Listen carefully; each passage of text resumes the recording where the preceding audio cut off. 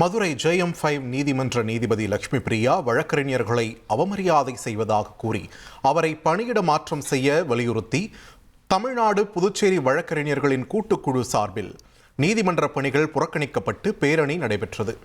கடும் வெயிலில் 5 கிலோமீட்டர் தூரம் பேரணியாக சென்ற வழக்கறிஞர்கள் உத்தங்குடி உயர்நீதிமன்ற வளாகத்திற்குள் நுழைய முயன்றபோது காவல்துறையினருடன் பெரும் தள்ளுமுள்ளு ஏற்பட்டது. பின்னர் தடுப்புகளை தாண்டி உள்ளே சென்ற வழக்கறிஞர்கள் கண்டன முழக்கங்களை எழுப்பினர்.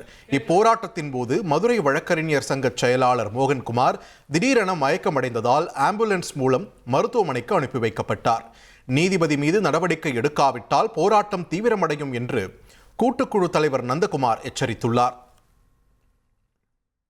வழக்கறிஞர்களுக்கு எந்த நீதிமன்றத்திலும் புகலிடம் கிடையாது. ஆகவே மதுரை வழக்கறிஞர் சங்க தலைவர் செயலாளர் மற்றும் நிர்வாகிகள் ஜாக்கின் நிர்வாகிகளிடம் சொன்னதன் அடிப்படையில் 31/1/2026 அன்று திருச்சியில் ஒரு பொதுக்குழு கூட்டம் போட்டு இந்த மாபெரும் போராட்டத்தை பேரணியை அறிவித்திருக்கிறோம். அதன் அடிப்படையில் இந்த பேரணி நடந்து கொண்டிருக்கிறது.